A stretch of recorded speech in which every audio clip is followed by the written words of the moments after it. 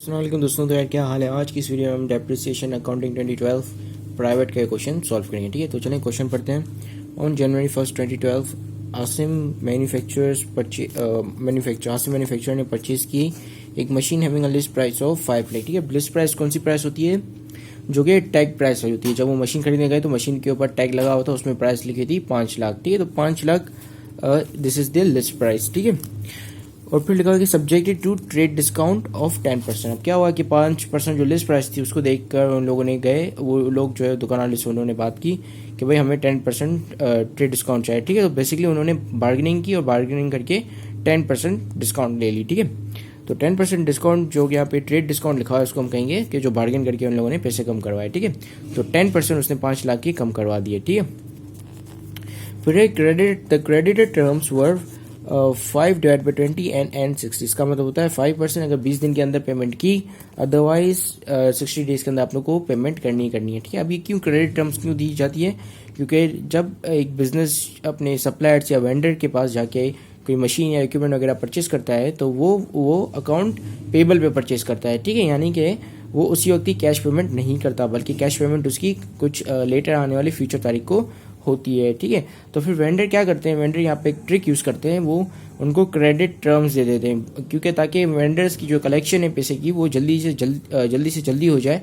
तो इस वजह से वो एक क्रेडिट टर्म्स दे देते हैं और कहते हैं कि अपने जिनको वो मशीन वगैरह बेच रहे होते हैं उनसे कहते हैं कि भाई हम आपको समथिंग % जो है वो डिस्काउंट देंगे अगर आपने इतने दिनों में पेमेंट कर ली। ठीक है, अदरवाइज आपको जो है इतने दिनों में पेमेंट करनी है। ठीक है, तो इस टर्म का बेसिकली मतलब ये होता है कि 5% डिस्काउंट मिलेगा अगर 20 दिन के अंदर पेमेंट की, नहीं तो 60 डेज के अंदर पेमेंट करनी है। एंड का मतलब यहाँ पे टाइम होता है। ठीक है, जो कि मैक्सिमम टाइम है। ठीक है, और फिर आगे लिखा हुआ है the payment was made on January 20, यानी कि किन लोगों ने आसिम मैन्युफैक्चरर्स ने अपने सप्लायर्स को पेमेंट कर ली जनवरी 20 को ही, यानी कि जो ये 20 तारीख का टाइम दिया हुआ था तो उन्होंने आखिरी तारीख को पेमेंट कर ली अपनी 20 तारीख आई 20 डेट आई उन्होंने जिस वक्त डेडलाइन थी, मतलब अगले दिन अगर 21 तारीख हो जाती फिर उनको डिस्काउंट नहीं मिलता, लेकिन उन्होंने 20 तारीख को ही पेमेंट कर ली, तो उसका मतलब उन लोगों को कैश डिस्काउंट मिला है। ठीक है,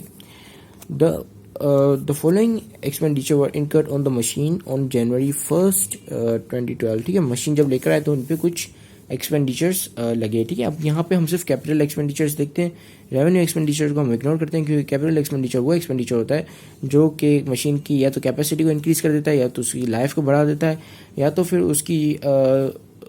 उसकी जो काम करने की सलाहियत है, एफिशिएंसी है, उसको इंक्रीज कर देता है। ठीक है, एफिशिएंसी कितने कॉस्ट रिडक्शन को। ठीक है, पहले मतलब कि कोई ऐसा पावर सप्लाई वगैरह लगा लिया मशीन के अंदर, तो मशीन जो है वो मशीन पहले ज़्यादा इलेक्ट्रिसिटी कंज्यूम करती थी, अब जो है वो कम इलेक्ट्रिसिटी कंज्यूम करती है, तो उसका मतलब यहाँ इस मशीन पे कैपिटल एक्सपेंडिचर हुआ है। ठीक है, तो हम जो है तमाम कैपिटल एक्सपेंडिचर को मशीन की ही कॉस्ट मान लेते हैं। ठीक है, अब जैसे ट्रांसपोर्टेशन यहाँ पे लिखा हुआ है, ट्रांसपोर्टेशन इन ₹10,000, ये भी कैपिटल एक्सपेंडिचर। अब कैसे कैपिटल एक्सपेंडिचर है?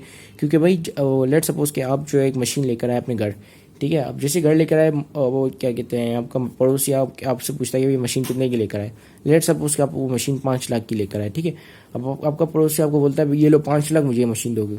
ठीक है, तो अब बेवकूफ़ तो नहीं हो जो उसको 5 लाख मशीन दे दोगे। आप बोलोगे भाई मुझे मशीन को वहाँ से यहाँ तक लाते वक्त मुझे जो खर्चा हुआ वो भी तो दो ना। तो वो खर्चा कितना हुआ आपका? लेट सपोज के 10,000 का हुआ, तो अब आप उसको मशीन कितने की बेचोगे? 5,10,000 की बेचोगे। तो जिसकी वजह से हम मशीन में ट्रांसपोर्टेशन की कॉस्ट भी ऐड करते हैं, क्योंकि मशीन को वहाँ से लेके यहाँ तक मूव करने के भी चार्जेस होते हैं। ठीक है, इस तरह तो अगर ऐसा हो कि मशीन के अंदर जो कोई मूवमेंट के या ट्रांसपोर्टेशन के अगर कैरेज इनके चार्जेस ना हो तो हर जगह पे आपको मशीनें सेम प्राइसेस की मिलें। ठीक है, फिर है हमारा सेल टैक्स। ठीक है, ये भी एक तरह से कैपिटल एक्सपेंडिचर है, क्योंकि ये टैक्स जो है वो मशीन पे लगता है। जब आप मशीन परचेस करते हो तो आपको टैक्स भरना पड़ता है उस पर। ठीक है, तो जाहिर सी बात है वो भी आप उस मशीन को जब किसी और को सेल करोगे तो ये तो नहीं कहोगे ना कि ये 5 लाख की मैंने ली है, आप 5 लाख की ये ले लो, तो ऑब्वियसली आप उसे सेल टैक्स की भी वसूली करोगे। ठीक है, तो जिसकी वजह से सेल टैक्स भी मशीन की कॉस्ट के अंदर ही इंक्लूड हो जाता है। ठीक है, फिर इंश्योरेंस इन ट्रांसिट में इंश्योरेंस, यानी कि लेट सपोज कि आप माल जो बाहर से मंगवा रहे हो, बाहर मुल्क से, तो यहाँ पे ये हमेशा रिस्क होता है कि आपकी मशीन पानी के अंदर डूब ना जाए। लेट सपोज कि वो शिप के थ्रू आ रही है। ठीक है, सी पोर्ट के थ्रू आ रही है, तो अब वो पानी में डूब जाएगा, तो उसका जो रिस्क उठाया वो भी आप, उसकी कॉस्ट जो है वो भी आप किसके अंदर ऐड कर दोगे, इस मशीन के अंदर, ठीक है। क्योंकि आपने इंश्योरेंस करवाई और इंश्योरेंस के लिए आपने पैसे भरे, अपने रिस्क को कम किया। क्योंकि इस मशीन जब ये आ रही थी तो उसके साथ एक रिस्क भी आ रहा था कि मशीन पानी में ना डूब जाए। आपने उस रिस्क को ख़त्म कर दिया क्योंकि आपने इंश्योरेंस ले लिया। अगर वो मशीन पानी में डूब जाती तो आपकी जो इंश्योरेंस कंपनी है वो आपको कंपनसेट कर लेती फुल टू फाइट, ठीक है। तो जिसकी वजह से वो कॉस्ट, आप कहोगे कि भाई मैंने इतना रिस्क लिया और मैंने मतलब कि रिस्क को भी खरीदा, रिस्क को ख़त्म कर दिया, तो वो पैसे भी मैं इस मशीन की कॉस्ट में, यानी कि अगर कोई मुझसे कल लेगा तो मैं उसको बोलूँगा कि भाई या तो फिर मुझे इंश्योरेंस के पैसे दे या तो खुद मंगवा, ठीक है, बाहर से खुद मंगवा, या तो फिर मुझे इंश्योरेंस के पैसे दे अगर उसको मशीन चाहिए तो जिसकी वजह से हम इंश्योरेंस इन ट्रांसिट की भी कि जो एक्सपेंडिचर जो हमारा होता है वो भी हम इसको भी कैपिटल एक्सपेंडिचर मानते हैं और उसको भी कॉस्ट ऑफ मशीन में इंक्लूड कर देते हैं, ठीक है। फिर fire insurance for the year 5000। Fire insurance अभी लगी नहीं है और अगर फॉर एग्जांपल आग लग जाती है मशीन के अंदर तो भी हम जो है इसको अपना कैपिटल एक्सपेंडिचर नहीं मानते, ठीक है। फायर इंश्योरेंस और इंश्योरेंस इन ट्रांसिट में ये फ़र्क होता है कि इंश्योरेंस इन ट्रांसिट जो है मशीन के साथ एसोसिएटेड होती है, जबकि फायर इंश्योरेंस जो है वो मशीन के साथ ही एसोसिएटेड नहीं होती। वो लिंक्ड इसलिए नहीं होती क्योंकि ये तो फ्यूचर अनसर्टेनिटी है ना, कि फ्यूचर में अगर आग लग जाती है मशीन में या आपकी बिल्डिंग में आग लग जाती है तो इससे तो आपकी ना मशीन की लाइफ बढ़ती है ना मशीन को प्रोटेक्शन मिलती है, बल्कि ये होता है कि आप जो है रिकम्पनसेट हो जाते हो, ठीक है। और जबकि इंश्योरेंस इन ट्रांसिट में मशीन को एक तरीके से वो मिल जाती है, प्रोटेक्शन मिल जाती है, क्योंकि अगर मशीन डूब गई पानी में तो इंश्योरेंस का कंपनी आपको जो है पूरे पैसे देगी, ठीक है। तो जिसकी वजह से फायर इंश्योरेंस जो हम उसमें नहीं डालते, ठीक है, और इसको कैपिटल एक्सपेंडिचर नहीं मानते। फिर machine the machine was estimated to have a useful life of years and residual value of कितने years, of 10 years and residual value of 27,500 की उसकी रेजिडुअल वैल्यू है और उसकी जो यूजफुल लाइफ है वो 10 ईयर्स है, ठीक है। अब हमें क्या करना है रिक्वायरमेंट पर, सबसे पहले तो डेप्रिसिएशन की कॉस्ट ऑफ मशीन को कंप्यूट करना है, ठीक है। फिर हमें कैपिटल एक्सपेंडिचर और रेवेन्यू एक्सपेंडिचर का फर्क बताना है और फिर हमने depreciation from the view point of accounting and state whether it is loss और एन एक्सपेंस, ठीक है। ये बताना है कि डेप्रिसिएशन होता क्या है। तो बेसिकली मैं इन शॉर्ट अगर आपको बताऊँ तो कैपिटल और रेवेन्यू एक्सपेंडिचर में ये फ़र्क होता है कि जो कैपिटल एक्सपेंडिचर उसको करने से उसको हम बेसिकली अपना एसेट ही मानते हैं, क्योंकि इसको करने से हमारे एसेट की जो प्राइस या कॉस्ट जो है या वैल्यू जो है वो बढ़ जाती है एसेट की, ठीक है। या तो फिर उसकी वैल्यू बढ़ जाती है या तो फिर हमारे एसेट जो है वो उसकी जो लाइफ है वो ज़्यादा बढ़ जाती है, या तो फिर उसकी जो काम करने की एसेट की काम करने की जो सलाहियत है वो इंक्रीज़ हो जाती है, या तो फिर एसेट नया हो जाता है, ठीक है। या तो फिर एसेट की जो एसेट की जो एफिशिएंसी वो बढ़ जाती है, यानी कि वो पहले से कम जो है कॉस्ट उस पर लगती है, ठीक है। तो ये तमाम चीज़ें हैं जो कि एक कैपिटल एक्सपेंडिचर को एक रेवेन्यू एक्सपेंडिचर से डिस्टिंग्विश करती हैं, ठीक है। कैपिटल एक्सपेंडिचर को हम अपना एक्सपेंस नहीं मानते, उसके अंदर एक्सपेंस नहीं आ रहा होता है, जबकि रेवेन्यू एक्सपेंस के अंदर एक्सपेंस इंक्लूड होता है, ठीक है। अब रेवेन्यू एक्सपेंस वो तमाम एक्सपेंसेस होते हैं जो कि हम एक रेवेन्यू को जनरेट करने में करते हैं। अब जैसे सेल्स हैं, सेल्स के लिए एडवर्टीजमेंट करना, एडमिनिस्ट्रेटिव एक्सपेंसेस हो गए, ठीक है। सैलरीज दे दी एम्प्लॉयज़ को ताकि वो जो है अच्छी तरीके से अपना काम करें, ठीक है। कंपनसेशन, रिवॉर्ड्स वगैरह ऐसी चीज़ें जो है वो तमाम चीज़ें जो एडमिनिस्ट्रेटिव रिलेटेड होती हैं या जो सेल्स के रिलेटेड होती हैं, ठीक है, वो तमाम चीज़ें हमारी रेवेन्यू एक्सपेंडिचर में आ रही होती हैं, ठीक है। तो हर वो एक्सपेंसेस जो कि हमने रेवेन्यू जनरेट करने के लिए किया वो हमारा रेवेन्यू एक्सपेंडिचर होता है, और हर वो एक्सपेंस जो हमने एसेट की इम्प्रूवमेंट के लिए किया वो हमारा कैपिटल एक्सपेंडिचर होता है, ठीक है। अब हमारा जो कैपिटल एक्सपेंडिचर होता है वो हम बैलेंस शीट में इंक्लूड करते हैं, ठीक है, क्योंकि वो बैलेंस शीट की साइड पे एसेट की साइड पे आता है, ठीक है। लेट्स सपोज कि हमने एक फर्नीचर परचेज किया, this is again our capital expenditure, ठीक है। तो ये कहाँ बैलेंस शीट में आता है, और जबकि हमारा रेवेन्यू एक्सपेंडिचर है वो हमारा कहाँ आता है, इनकम स्टेटमेंट में, ठीक है। और आखिरी जो है डिस्टिंग्विश हम इस तरह कर सकते हैं कि हम उनकी एग्जाम्पल्स लिख सकते हैं, जैसे कैपिटल एक्सपेंडिचर हो सकता है ट्रांसपोर्टेशन एक्सपेंस, और दूसरा purchase of furniture, purchase of machinery या परचेज ऑफ इक्विपमेंट, ठीक है। तो ये तमाम एक्सपेंसेस हमारे कैपिटल एक्सपेंडिचर्स हैं, ठीक है। और हमारे रेवेन्यू एक्सपेंडिचर की क्या क्या एग्जांपल्स हो सकती हैं, जैसे मैंने आपको बताया administrative expenses and advertisement expenses, ठीक है। तो ये तमाम जो भी एडवर्टीजमेंट या रिपेयर एक्सपेंस, ठीक है, तो ये तमाम एक्सपेंसेस कैपिटल एक्सपेंडिचर को छोड़ के बाकी तमाम एक्सपेंसेस आपके रेवेन्यू एक्सपेंडिचर्स होते हैं, ठीक है। कोई भी सिंपल एक्सपेंस नहीं होता। एक बिजनेस के अंदर दो एक्सपेंसेस होते हैं, एक कैपिटल एक्सपेंडिचर और दूसरा रेवेन्यू एक्सपेंडिचर, ठीक है। सो एक तो ये वाला क्वेश्चन तो हमारा हो गया, हमने समझ लिया, ठीक है। अब डेप्रिसिएशन क्या होता है? डेप्रिसिएशन का मतलब होता है बेसिकली पुरानुदगी, ठीक है। कोई भी चीज़ अगर पुरानी हो जाए तो हम कहते हैं वो डेप्रिशिएट हो गई, ठीक है। लेट्स सपोज कि एक मशीन है, उस वो जंग खा जाती है, सड़ जाती है, तो हम कहेंगे कि ये फुली डेप्रिशिएटेड हो गई, ठीक है। डेप्रिशिएट होना यानी कि decreasing in the value of the machine या ऑल द फिक्स्ड एसेट, ठीक है। कोई भी फिक्स्ड एसेट या नॉन करंट एसेट है, उनकी वैल्यू में डिक्रीज आ जाना टाइम की डिके की वजह से, टाइम की स्पेंड होने की वजह से उनकी वैल्यू गिर जाना है, या वो चीज़ पुरानी हो जाना, उसको हम कहेंगे डेप्रिसिएशन। अब इसका एक अपोजिट वर्ड है एप्रिसिएशन।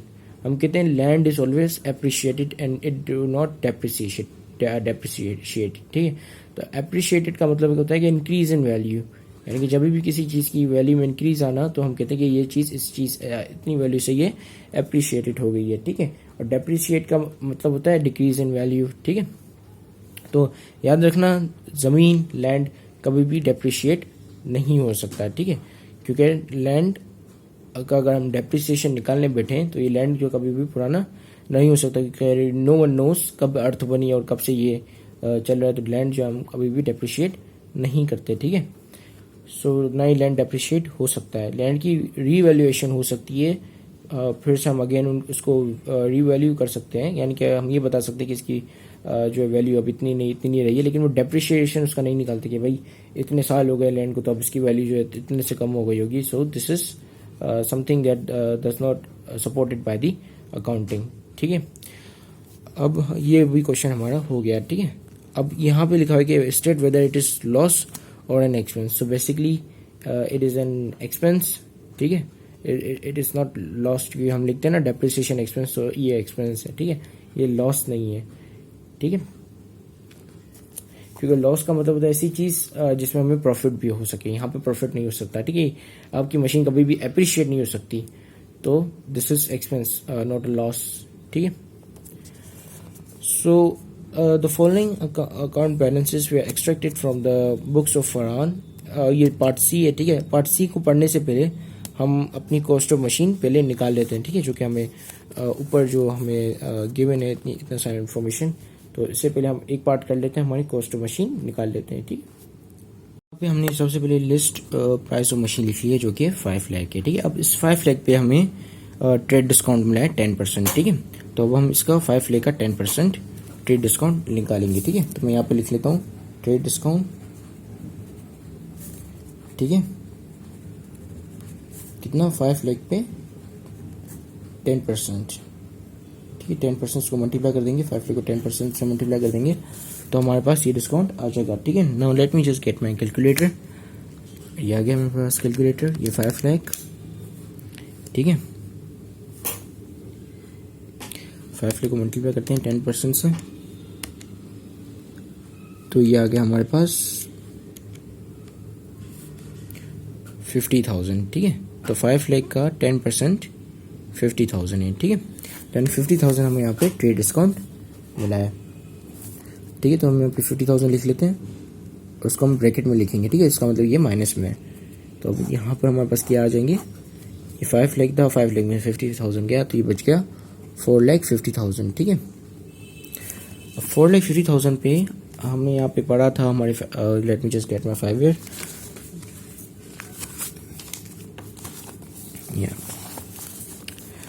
तो हमें कैश डिस्काउंट मिला था। हमने जनवरी 20 को, यानी कि विद इन द टर्म हमने पीरियड पेमेंट कर ली, ठीक है। जनवरी 20 को ही हमने पेमेंट की है और जो कि विद इन द टर्म है, ठीक है। तो हमें 5% डिस्काउंट यहाँ पे कैश डिस्काउंट रिसीव हुआ है, ठीक है। तो हम कैश डिस्काउंट यहाँ पे नोट कर देंगे 5%, ठीक है। तो मैं यहाँ पे लिखता हूँ कैश डिस्काउंट कितना, 5%। अब ये जो कैश डिस्काउंट लगेगा वो 5 लाख पे नहीं लगेगा, ठीक है, क्योंकि अब ये जो है ना हमारी वो क्या कहते हैं 4,50,000 ये हमारी इनवॉइस प्राइस है, ठीक है। यानी कि जब आपने उससे बार्गेनिंग करके आपने 50,000 का डिस्काउंट ले लिया, 50,000 का डिस्काउंट लेने के बाद इनवॉइस बनेगी, ठीक है। और जब इनवॉइस बनेगी तो उसमें 4,50,000 लिखे जाएंगे, ठीक है, ना कि 5 लाख।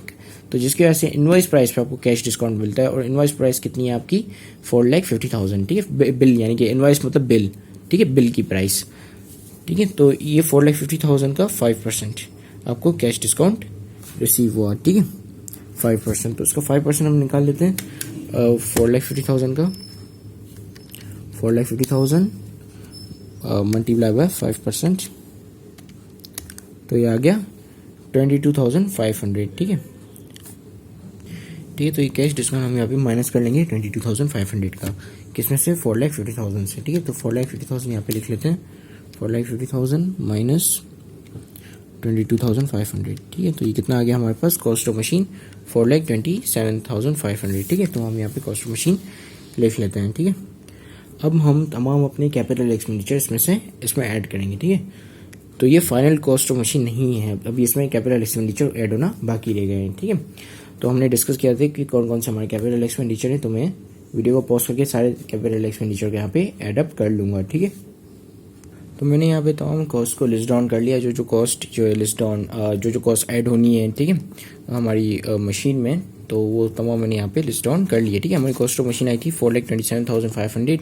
अब इसमें हम सेल्स टैक्स लेंगे, ठीक है। सेल्स टैक्स लिखा होता है कि 16% किसका, 4,27,500 का 16% लिया, तो हमारे पास आंसर आया 68,400, ठीक है। फिर ट्रांसपोर्टेशन, इंश्योरेंस इन ट्रांसिट, और आखिरी इंस्टॉलेशन कॉस्ट, ठीक है। इसके अलावा फायर इंश्योरेंस है, वो कैपिटल एक्सपेंडिचर नहीं है, तो उसे जो है हम यहाँ पे इंक्लूड नहीं करेंगे और इग्नोर कर देंगे, ठीक है।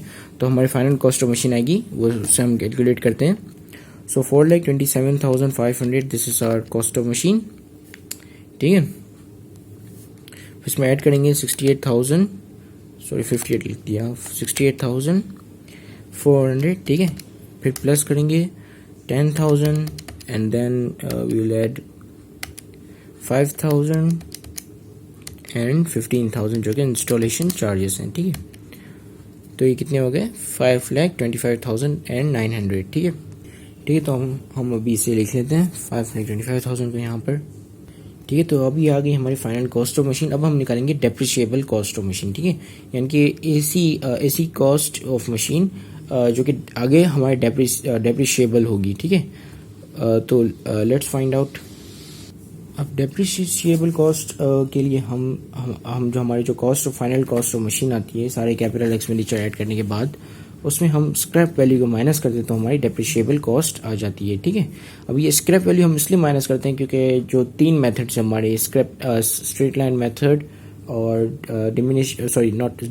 Straight line method, working hours और यूनिट प्रोडक्शन मेथड्स, इन तीनों में हमारा जो फॉर्मूला होता है वो ये होता है कि cost of machine minus scrap value divide by life hours या यूनिट्स, ठीक है।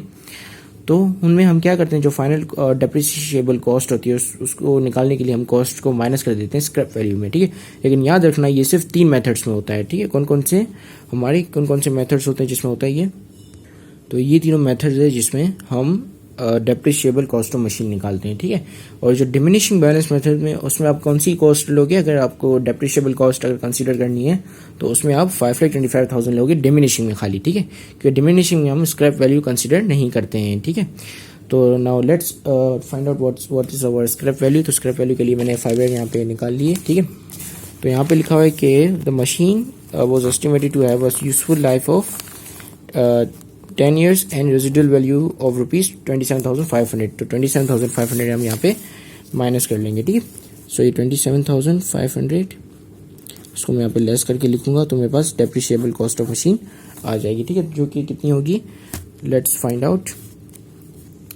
5,25,000 माइनस 27,500, ठीक है। तो ये आ गई हमारी 4,97,500, ठीक है, 4,97,500, ठीक है। सो यहाँ पे हम लिख लेते हैं 4,97,500, ठीक है। तो ये आ गई हमारी डेप्रिशिएबल कॉस्ट। और ये डेप्रिशिएबल कॉस्ट किन तीनों मेथड से करेंगे, तो ये वाली हम डेप्रिशिएबल कॉस्ट उठाएंगे, वो स्ट्रेट लाइन, वर्किंग आवर्स और यूनिट प्रोडक्शन। अगर डिमिनिशिंग बैलेंस मेथड से करेंगे तो हम हमारे डेप्रिशिएबल कॉस्ट ये वाली उठाएंगे, ठीक है, क्योंकि वहाँ पे हम स्क्रैप वैल्यू को कंसिडर नहीं करते हैं, ठीक है। So now let's move on to the C part. तो हमने बी पार्ट भी कर लिया, सी पार्ट भी बी पार्ट का पार्ट 1 कर लिया, पार्ट 2 कर लिया, ठीक है। और हमने जो है रिक्वायर्ड था कि computation of depreciable compute the depreciable cost of the machine on January 1, 2012, ये भी हमने कर लिया, ठीक है। तो अब हमारा सिर्फ ये रह गया सी पार्ट, ठीक है। सो सी पार्ट में लिखा हुआ है the following account balances were extracted from the books of Farhan and को, ठीक है। ये दूसरा क्वेश्चन है। अब ये समझो ये वाला क्वेश्चन हमारा खत्म हो गया डेप्रिसिएशन का, ठीक है। अब ये दूसरा क्वेश्चन शुरू हो गया, ठीक है। The following account balances were extracted from the books of Farhan and corporation as on December 31, 2011 before making any adjustment for the year, ठीक है। कोई भी एडजस्टमेंट करने से पहले हमारी मशीन की कॉस्ट थी परचेज ऑन अप्रैल दिसंबर को। ये हमारी ये जो फरहान और कॉर्पोरेशन का बिजनेस शुरू हुआ, ठीक है। और इन्होंने ये बिजनेस शुरू नहीं हुआ, बल्कि इन्होंने ये चीज़ें इस तारीख को निकाली, ये मतलब ये जो डेटा निकाला ये इस तारीख को निकाला December 31, 2012 को, ठीक है। जिसमें था कि मशीन की कॉस्ट परचेज जो की गई थी अप्रैल 2009 को, वो 3 लाख थी, ठीक है। फिर मशीन की अलाउंस फॉर डेप्रिसिएशन यहाँ पे हमारे पास ऑलरेडी पिछले ईयर का यहाँ पे ऑलरेडी मौजूद है, ठीक है, 50,250, ठीक है। फिर company uses diminishing balance method for computing depreciation charge at the rate of 10%. The accounting year closes on December 31st. Accounting year जो है December 31st को क्लोज हो रहा है, ठीक है। तो हमें क्या करना है, रिक्वायर्ड में 3 रिक्वायरमेंट्स हैं। What will be the amount of depreciation expense for the 2011 and show computation, ठीक है। गिव एडजस्टिंग एंट्री बनानी है डेप्रिसिएशन की, जो कि हम बनाते हैं depreciation expense and allowance for depreciation, ठीक है। और फिर prepare allowance for depreciation for the machine year ended December 31, 2011, ठीक है। और फिर हमें अलाउंस फॉर डेप्रिसिएशन की टी अकाउंट्स भी बनाना है, ठीक है, टी अकाउंट बनाना है। So let's start doing it. तो सबसे पहले मैं यहाँ पे एक लाइन लगा लेता हूँ ताकि पता चले कि ये क्वेश्चन डिफरेंट है और वो क्वेश्चन जो हम कर रहे हैं वो डिफरेंट है, ठीक है। तो हम पहले डिमिनिशिंग बैलेंस मेथड से करेंगे। तो डिमिनिशिंग बैलेंस मेथड का फॉर्मूला ये होता है कि कॉस्ट को मल्टीप्लाई करते हो परसेंटेज से, ठीक है। सो यहाँ पे हम पहले ढूंढते हैं कि परसेंटेज कहीं पे गिवन है। तो यहाँ पे नीचे लिखा है कि compute depreciation charge at the rate of 10%, the accounting year closes on December 31, ठीक है। 10% हमें यहाँ पे ऑलरेडी गिवन है, ठीक है। तो अब आप क्या करोगे कि आपने जो कुछ रोज और कुछ कॉलम्स यहाँ पे बनानी है, ठीक है, ठीक है। तो इस तरह करके इसका कोई पैटर्न बनता है, ठीक है, जिसमें आपने पहले ईयर के लिए एक कॉलम, फिर दूसरा कॉस्ट और रेट, डेप्रिसिएशन एक्सपेंस और बुक वैल्यू के लिए कॉलम बनाना होता है, ठीक है। अब ये मशीन खरीदी गई थी 2009 में अप्रैल को, ठीक है, 2009 में खरीदी गई थी ये मशीन, ठीक है। और सब उसकी कॉस्ट थी 3 लाख रुपए, ठीक है। Let me just get blue pen.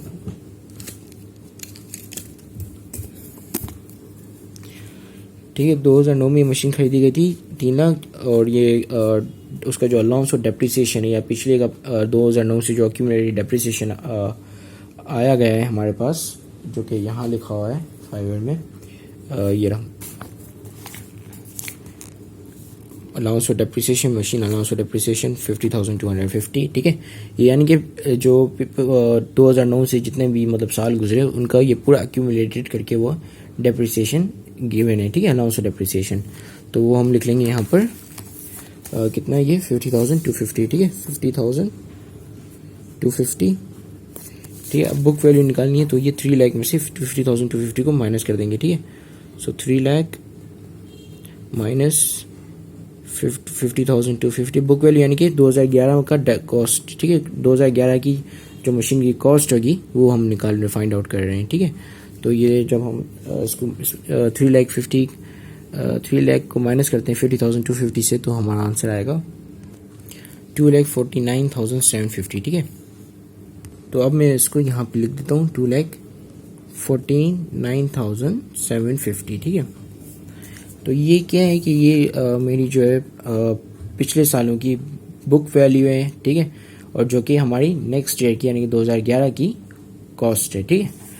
तो यहाँ पे हमें कॉस्ट कितनी लिखूंगा 2011 में, क्योंकि 2011 का हमें कंप्यूट करना है। तो ये कॉस्ट में लिखूंगा 2,49,750 रुपीज़, ठीक है। और उस पर 10% जो है वो डेप्रिसिएशन एक्सपेंस चार्ज होगा, ठीक है। तो इसका जो है हम 10% निकाल लेते हैं, इसको मल्टीप्लाई कर देते हैं 10% से। तो ये आ गया हमारा 24,975, ठीक है। तो 24,975 ये हमारा डेप्रिसिएशन एक्सपेंस है, जो कि हमारी कॉस्ट में से माइनस होगा, तो हमारी बुक वैल्यू आ जाएगी, ठीक है। 2249 ये कॉस्ट कौन सी होगी हमारी, अब ये वाली कॉस्ट होगी, ठीक है। 249,750, ठीक है। फिर माइनस कर दिया इसको किससे, 24,975 से, ठीक है। तो ये क्या वैल्यू आ जाएगी हमारी, इसको हम माइनस करते हैं कैलकुलेटर में, ठीक है। तो पहले तो लिख लेते हैं 249,750, ठीक है। तो इसको माइनस करने के बाद हमारा आंसर आया है 2,24,775, ठीक है, जो कि हम यहाँ पे लिख लेते हैं 2,24,775, ठीक है। अब हमारी ये तो हमने यहाँ पे डिमिनिशिंग बैलेंस है 2011 का डेप्रिसिएशन एक्सपेंस लिख लिया। अब हम जर्नल एंट्री बनाएंगे, जिसमें हम रिकॉर्ड करेंगे दिसंबर एडजस्टिंग एंट्री बनाएंगे, sorry not journal adjusting entry बनाएंगे, जिसमें दिसंबर 31 2009 की एडजस्टिंग एंट्री रिकॉर्ड करेंगे, ठीक है। और एक यहाँ पे थोड़ी मिस्टेक हो गई है, 2009 से लेकर 10 तक का है, ठीक है, एक्यूमुलेटेड पूरा, ये 2009 से लेकर 10 तक का एक्यूमुलेटेड अलाउंस टू डेप्रिसिएशन था, ठीक है, सिर्फ 2009 का नहीं था। अब अगर 2009 का निकालना है, तो हमें पता है कि 10% हमारा डेप्रिसिएशन निकलता है, ठीक है। और 2009 में ये मशीन जो परचेज की गई थी वो अप्रैल को की गई थी, ठीक है। तो अप्रैल से लेकर दिसंबर तक की ये कुछ 8 महीने होते हैं, ठीक है। तो हम जो डेप्रिसिएशन एक्सपेंस 10% होता है वो पूरे ईयर का होता है, ठीक है। तो हम उसमें से 8 महीनों का, यानी कि उस पूरे ईयर का जो डेप्रिसिएशन एक्सपेंस आएगा उसको हम डिवाइड कर देंगे 12 से, तो ये मुझे पर मंथ डेप्रिसिएशन एक्सपेंस दे देगा, ठीक है। फिर जब मैं इसको मल्टीप्लाई करूंगा 8 से, तो मुझे ये 8 महीनों का डेप्रिसिएशन एक्सपेंस दे देगा, ठीक है। तो बेसिकली अप्रैल मई, नॉट अप्रैल को काउंट नहीं करेंगे, मई, जून, जुलाई, अगस्त, सितंबर, अक्टूबर, नवंबर, दिसंबर, ये कितने महीने हुए, ये टोटल 8 महीने हुए, ठीक है। तो अप्रैल को जब हम मशीन परचेज करके लेकर आए थे, तो उसकी जो प्राइस थी वो, या कॉस्ट थी, वो 3 लाख थी, ठीक है। और हम जो अप्रैल की ये 2009 की अप्रैल को, ठीक, अप्रैल को ये मशीन लेकर आए थे, 2009 की अप्रैल को जब मशीन लेकर आए थे, हमें पता है कि वो कंपनी जो है डिमिनिशिंग बैलेंस मेथड यूज़ कर रही है, और वो जो है वो 10% डिमिनिशिंग उसका जो परसेंटेज है, ठीक है। तो ये 10% इसका करेंगे 10%, ठीक है। फिर हमें पता है कि ये जो 10% अगर ये निकालेंगे, तो ये पूरे साल का हमें दे देगा, ठीक है। तो क्या करेंगे, हम इसको मल्टीप्लाई करेंगे 8/12 से। तो जो हमारा आंसर आएगा वो उसके पहले 12 टुकड़े होंगे, फिर 8 टुकड़ों को जमा करके हमें ये आंसर दे देगा, ये इक्वेशन, ठीक है। तो क्या आएगा ये, सो दिस विल बी 20,000, ठीक है। तो 20,000 हमारा 2009 का डेप्रिसिएशन एक्सपेंस होगा, ठीक है। तो अब हम इसकी एडजस्टिंग एंट्री बना लेते हैं।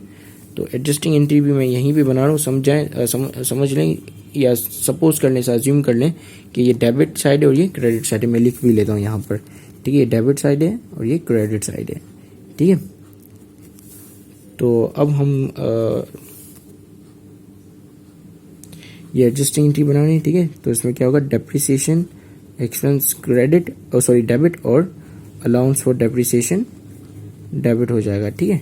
कितने से, 20,000 से, ठीक है। 20,000 यहाँ पे और 20,000 यहाँ पे, चूंकि हम ये 2009 की बना रहे हैं, ठीक है, 2011 की नहीं बना रहे हैं, ठीक है। So now let's move on to our next task, which is to make T account, ठीक है। टी अकाउंट बनाने हमें, और वो भी फाइवर में देख लेते हैं कहाँ तक के बनाने। तो ये आखिरी हमारा जो आ गया है पार्ट 3, उसमें बोला है कि अलाउंस डेप्रिसिएशन क्या अलाउंस फॉर डेप्रिसिएशन मशीन का फॉर द एंडेड दिसंबर 2011, ठीक है। Prepare allowance for depreciation machine for the year ended December 31st, 2011, ठीक है। ठीक है, तो यहाँ पे हमने अलाउंस और डेप्रिसिएशन का टी अकाउंट बना लिया। अब ये 2010 का डेप्रिसिएशन हमारे पास 2009 का था, हमने अभी भी कंप्यूट किया उसमें एडजस्टिंग एंट्री बनाते वक्त, ठीक है। हमारे पास 2011 का भी था डेप्रिसिएशन एक्सपेंस जो हमने यहाँ पर कंप्यूट किया, ठीक है। 2011 का डेप्रिसिएशन एक्सपेंस ये रहा 24,975, ठीक है। तो 2011 का भी था। अब 2010 का हमारे पास डेप्रिसिएशन एक्सपेंस नहीं था, तो इसको सिंपली हमने कंप्यूट किया। कैसे? हमें पता है कि 10% डेप्रिसिएशन एक्सपेंस है, डिमिनिशिंग बैलेंस से हो रहा है, और जो कॉस्ट है वो 3 लाख है, ठीक है। मगर उसका हम 10% नहीं निकाल सकते क्योंकि हमारे पास ऑलरेडी जो अलाउंस ऑफ डेप्रिसिएशन है वो गिवन था क्वेश्चन में, ठीक है। तो हम सिंपली ये करेंगे कि इसको फाइंड आउट करने के लिए हमें ये पता है कि 2009 में 20,000 से डेप्रिशिएट हुआ था, और जो हमें अलाउंस ऑफ डेप्रिसिएशन गिवन था वो 50,250 था, ठीक है। तो 50,250 में जब हम 20,000 माइनस करेंगे तो ये हमें 2010 का अलाउंस फॉर डेप्रिसिएशन दे देगा, ठीक है। ये देखो, ये 50,250 जो था ये हमें अलाउंस फॉर डेप्रिसिएशन ऑलरेडी मौजूद था, ठीक है। कहाँ पे? क्वेश्चन पे, ठीक है। हमें पता है 2009 का अगर 20,000 है तो बाकी 2009 का जब हमने 20,000 यहाँ से निकाल दिया तो हमें पता चला कि 2010 में कितना से डेप्रिशिएट हुआ था 30,250 से, ठीक है। तो 30,250 हमने यहाँ पे लिख दिए, इन तीनों को एडअप कर दिया तो हमारे पास आ गया 75,225, और यहाँ पे हमने कैरी फॉरवर्ड करते गए और यहाँ पे हमने बैलेंस लिख लिया, ठीक है। और यहाँ पे भी हम एक बोट डाउन करते हैं, ठीक है। बोट डाउन करते हैं, यहाँ पे भी बोट डाउन करके हम क्योंकि यहाँ पे ये सारे बैलेंस हो रहे हैं तो हम यहाँ पे भी 75,225 लिख लेंगे, ठीक है। अगर आप यहाँ ये भी नहीं ये ना लिखो तो भी चलेगा, ठीक है। तो इसी के साथ ये वीडियो खत्म होती है। Thank you very much for watching this video. Have a great day and Allah हाफिज़।